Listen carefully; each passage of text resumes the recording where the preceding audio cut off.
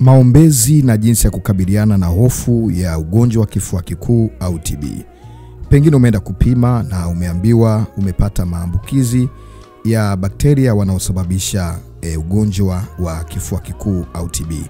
Mimi si daktari, lakini kiroho ninao nafasi ya kukushauri na kuomba na wewe jinsi ya kuweza kuishinda hofu hii, na itakusaidia, itakuwa ya maana sana.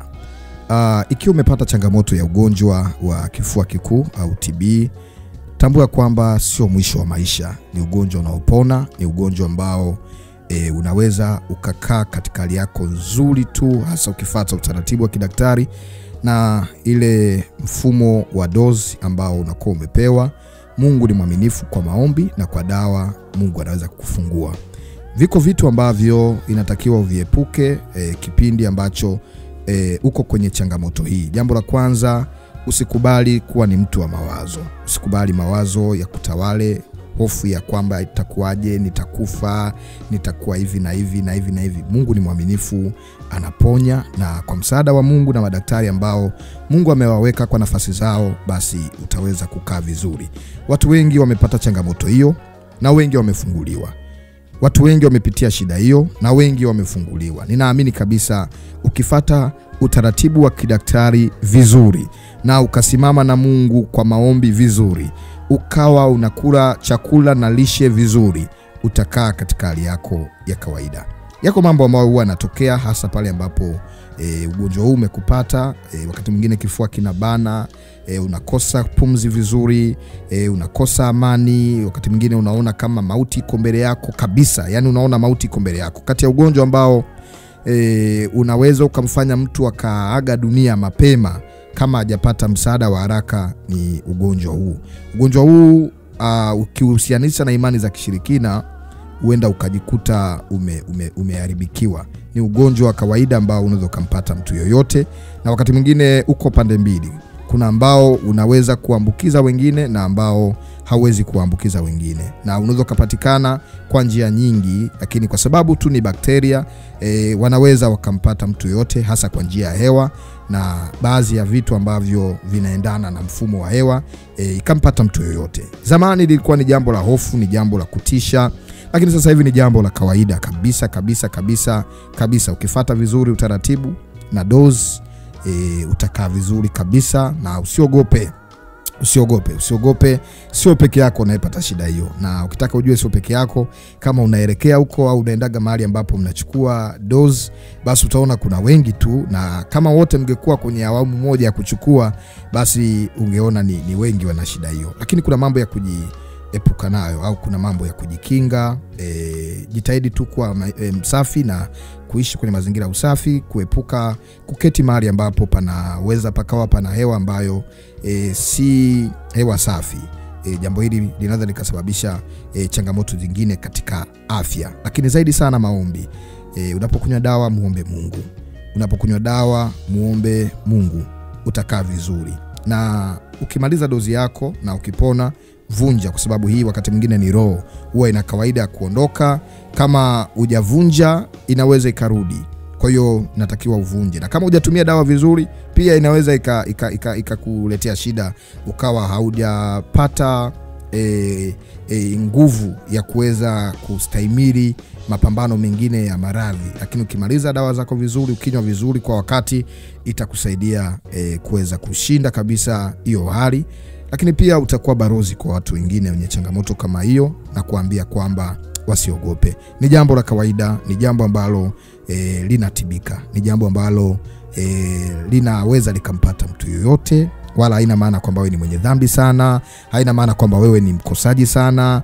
Ni jambo linaweza kumpata mtu yoyote. Zingatia chakula, lishe yako iwe nzuri, kula matunda yako vizuri, jitahidi sala, maombi. Mimi kama kiongozi wa kiroho zaidi nasisitiza kwenye eneo la maombi. Sijui ni kwa nini, lakini nasikia Mungu amenisukuma niseme na watu kwenye eneo hili. Huenda kuna mtu ulikuwa unawaza mambo mabaya, ulikuwa umekata tamaa, ulikuwa unawaza sasa itakuwaje. Ukishaanza kutumia dawa kwenye wiki kadhaa za mbele baada ya kutumia dawa, ugonjwa huo huwezi kumambukiza mtu mwingine. Kwa hiyo usipate hofu mwanzoni. Kama kuna ugonjwa ambao unaweza kaambukiza, yani kuna TB ambayo inaweza kaambukiza na TB ambayo haiwezi kumwambukiza mtu mwingine. Kuna ile ya ndani, mengine wanafahamu wataalamu wa afya wanaweza wakaelezea vizuri. Kwa msaada zaidi unaweza kawaona wataalamu wa afya. Mimi nasema kwa nafasi yangu ya kiroho, na ninaamini kabisa kwamba jambo hilo litafika ukomo.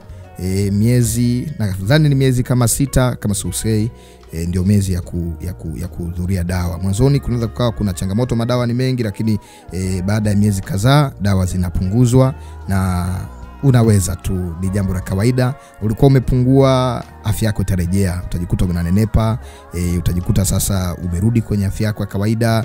Ulikuwa unasikia pumzi inabana, unasikia kuchoka, unasikia hapa na hapa umechoka, utajikuta sasa unakaa sawa. Lakini kama ulikuwa unahisi una dalili hizo na hujapima, usijiingizie mambo mengine. Pima, pata uhakika wa kidaktari na utakaa sawa.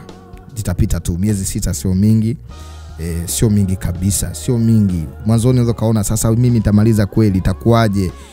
Sio mingi, utamaliza alafu utakaa sawa, utaendelea na maisha yako ya kawaida, na mambo mengine yataendelea. Walinde tu wale wa karibu yako, jilinde na wewe, na wakati mwingine muamini Mungu kwamba yeye ndio mponyaji wako, ndio mtetezi wako, ndiye msaada wako wa kukuvusha katika hilo. Mungu aimarishe kinga ya afya yako, Mungu akusaidie. Nataka nikuombe sasa. Unaweza ukaweka mkono kifuani, ishara ya kuungana nami katika maombi. Baba Mungu, katika jina la Yesu ninaungana na mtumishi wako ambaye Bwana umenipa kibali nimuombe. Baba, namuondolea kila roho ya hofu na mawazo mabaya. Nakataa kila madhabahu ya giza ambayo inamwambia kwamba atakufa, inamwambia kwamba ndio mwisho wa maisha, itakuaje. Mungu, ninaomba Roho wako Mtakatifu ampe tumaini na kumuonyesha kwamba iko nafasi nyingine na iko neema nyingine katika wewe Mungu, kwa njia ya Yesu Kristo. Baba, natamka uponyaji kwa ajili ya mtu huyu, natamka uzima kwa ajili ya mtu huyu.